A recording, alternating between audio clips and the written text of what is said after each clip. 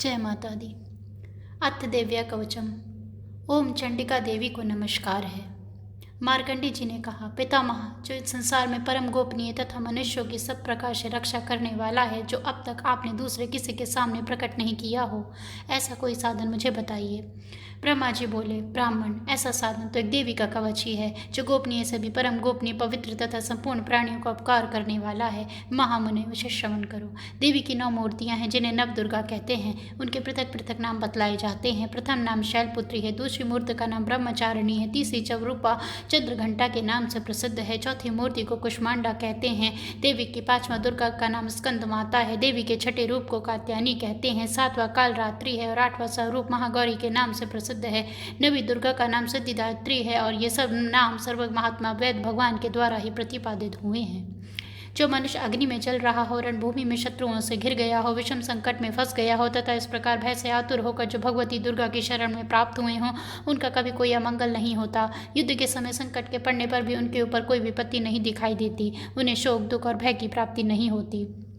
जिन्होंने भक्तिपूर्वक देवी का स्मरण किया है, उनका निश्चय ही अभ्युदय होता है। देवश्री, जो तुम्हारा चिंतन करते हैं, उनकी तुम निसंदेह रक्षा करती हो। चामुंडा देवी प्रेत पर आरूढ़ होती हैं, वह वैसे पर सवारी करती हैं। इंद्र का वाहन रावत हाथी है। वैष्णवी देवी गरुण पर ही आसन जमाती हैं। महेश्वरी वृषभ पर आरूढ़ होती हैं।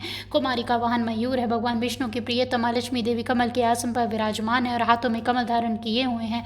वृषभ पर आरूढ़ ईश्वरी देवी ने श्वेत रूप धारण कर रखा है। ब्राह्मणी देवी हंस पर बैठी हुई हैं, सब प्रकार के आभूषणों से विभूषित हैं।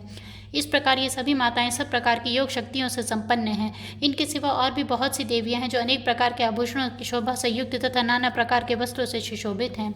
ये संपूर्ण देवियां क्रोध में भरी हुई हैं और भक्तों की रक्षा के लिए रथ पर बैठी दिखाई देती हैं।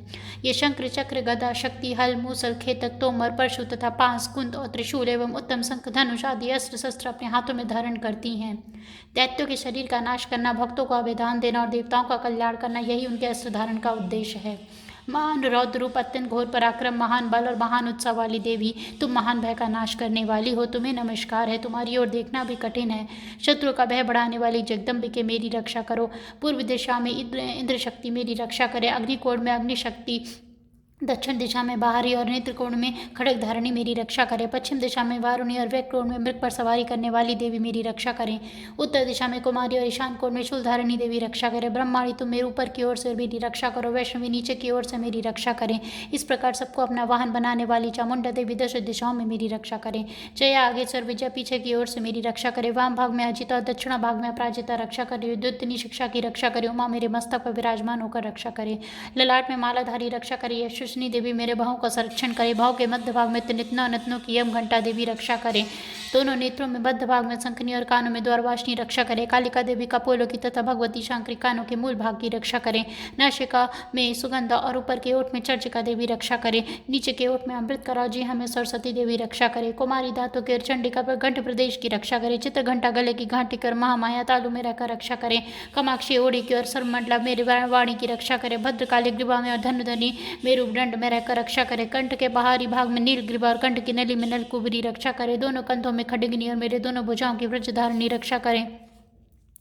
दोनों हाथों में डंडिनी और अंगुलियों में अंबिका रक्षा करे। शूलेश्वरी नाकों की रक्षा करें। कुलेश्वरी पेट में रहकर रक्षा करे। महादेवी दोनों स्तनों की और शोक विनाशिनी देवी मन की रक्षा करे। ललिता देवी हृदय में और शूलधारिणी दद उदर में रहकर रक्षा करे। नाभि कामनी और गुड़ा भाग की गुहेश्वरी रक्षा करे। पुतना और कमिका लंग की महिषवाहनी गुदा की रक्षा करें। भगवती कटी भाग में और विंध्यवासिनी घुटनों की रक्षा करे। संपूर्ण कामनाओं को देने वाली महाबला देवी दोनों पिंडलियों की रक्षा करें। नारसिनी दोनों घुटियों की और तेजसी देवी दोनों चरणों में के पृष्ठ भाग की रक्षा करे। श्री देवी पैरों की अंगुलियों में वासनी पैरों के तालुओं में रहकर रक्षा करे। अपने दाढ़ों के कारण भयंकर दिखाई देने वाली दृष्टकाराली देवी नाकों की उद्धरकेश्वरी देवी केशों की रक्षा करे। रोम वालियों के चित्रों में कुबेरी और त्वचा की बागेश्वरी देवी रक्षा करे। पार्वती देवी रक्त, मज्जा, वांश, मांस, हड्डी और मेद की रक्षा करें। आंतों की कालरात्रि और पित्त की मुक्तेश्वरी रक्षा करें। मूलाधार आदि कमल कोशों में पद्मावती देवी और कफ में चूड़ामणि देवी स्थित होकर रक्षा करे। नख के तेज की ज्वालामुखी रक्षा करे, जिसका किसी भी अस्त्र से भेदन नहीं हो सकता। वे अभिज्ञा देवी शरीर की समस्त संधियों में रहकर रक्षा करें। ब्रह्माणी, आप मेरे प्रिय की रक्षा करें। छतेश्वरी छाया की तथा धर्मधारिणी देवी मेरे अहंकार, मन और बुद्धि की रक्षा करें। हाथ में व्रज धारण करने वाली व्रजहस्ता देवी मेरे प्राणपान, व्यानुदान, समान वायु की रक्षा करें। कल्याण से शोभित होने वाली भगवती कल्याण शोभना मेरे प्राण की रक्षा करे। रस रूप गंध शब्द स्पर्श इन विषयों का अनुभव करते समय योगिनी देवी रक्षा करे तथा सतगुण रजोगुण तमोगुण की रक्षा सदैव नारायणी देवी करें। वह हरि आयु की रक्षा करें, वैष्णवी धर्म की रक्षा करें और चक्र धारण करने वाली देवी यश कीर्ति लक्ष्मी तथा विद्या की रक्षा करें। इंद्राणी आप मेरे गोत्र की रक्षा करें। चंडी की तुम मेरे पशुओं की रक्षा करो। महालक्ष्मी पुत्रों की रक्षा करें और भैरवी पत्नी की रक्षा करें। मेरे पद की सुप्ता तथा मार्ग की क्षेम करी रक्षा करें। राजा के दरबार में महालक्ष्मी रक्षा करे तथा सब और व्याप्त रहने वाली विजया देवी संपूर्ण विजया देवी संपूर्ण भाइयों में मेरी रक्षा करें। देवी, जो स्थान कवच में नहीं कहा गया तैव रक्षा से रहित है, वे सब तुम्हारे द्वारा सुरक्षित हो, क्योंकि तुम विजयशालिनी और पापनाशनी हो। यदि अपने शरीर का भला चाहे तो मनुष्य बिना कवच के कहीं एक पग भी ना जाए। कवच का पाठ करके ही यात्रा करे। कवच के द्वारा सब ओर से सुरक्षित मनुष्य जहाँ जहाँ भी जाता है वहाँ वहाँ उसे धन लाभ होता है तथा संपूर्ण कामनाओं की सिद्धि करने वाले विजय की प्राप्ति होती है। वह जिस जिस वस्तु का चिंतन करता है उसको निश्चय ही प्राप्त कर लेता है। वह पुरुष इस पृथ्वी पर तुल्य रहित महान ऐश्वर्य का भागी होता है। कवच से सुरक्षित मनुष्य निर्भय हो जाता है। युद्ध में उसकी पराजय नहीं होती तथा वह तीनों लोक में पूजनीय होता है।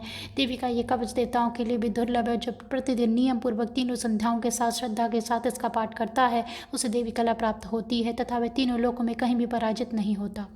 इतना ही नहीं, वे अपमृत्यु से रहित 100 से भी अधिक वर्षों तक जीवित रहता है। मकरी, चेचक, कोण आदि उसकी संपूर्ण व्याधियां नष्ट हो जाती हैं। खनेर, भाग, अफीम, धतूरा आदि का स्थावर विष और सांप और बिच्छू से आदि के काटने से चढ़ा हुआ जग्न विष तथा इफेन और तेल के संयोग से आदि से बनने वाला कृतम विष, ये सभी प्रकार के विष दूर हो जाते हैं। उनका कोई असर नहीं होता। इस पृथ्वी पर मारण, मोहन आदि जितने अभिचारिक प्रयोग होते हैं तथा इस प्रकार के जितने मंत्र यंत्र होते हैं वे सब इस कवच को हृदय में धारण कर लेने पर उसको देखते ही नष्ट हो जाते हैं। यही नहीं, पृथ्वी पर विचरने वाले ग्राम देवता, आकाशचारी देव, विशेष जल के संबंध से प्रकट होने वाले, गढ़ उपदेश मात्र से सिद्ध होने वाले निम्न कोटि के देवता, अपने चमड़े के साथ प्रकट होने वाले देवता, कुल देवता, माला डाकनी शाकनी, अंतरिक्ष में विचरने वाले, अत्यंत बलवती भयानक डाकनिया, ग्रह, भूत, पिशाच, यज्ञ, गंधर्व, राक्षस, ब्रह्मा, राक्षस, बेताल, कुष्मांडा और भैरव आदि अनिष्टकारक देवता वे हृदय में कवच धारण किए रहने पर उस मनुष्य को देखते ही भाग जाते हैं। कवचधारी पुरुष को राजा के सम्मान वृद्धि प्राप्त होती है। वह कवच मनुष्य के तेज की वृद्धि करने वाला और उत्तम है। कवच का पाठ करने वाला पुरुष अपनी कीर्ति से विभूषित भूतल पर अपने श्रेयस के साथ साथ वृद्धि को प्राप्त होता है। जो पहले कवच का पाठ करके उसके बाद सप्तशती चंडिका का पाठ करता है उसकी जब तक वन पर्वत कानों सहित ये पृथ्वी टिकी रहती है तब तक यहाँ पुत्र पौत्र आदि संतान परंपरा बनी रहती है। फिर देह का अंत होने पर वह पुरुष भगवती महामाया के प्रसाद से उस नित्य परम पद को प्राप्त होता है जो देवताओं के लिए भी दुर्लभ है। वह सुंदर दिव्य रूप धारण करता है और कल्याण में शिव के साथ आनंद का भागी होता है। देवी कवचम संपूर्णम।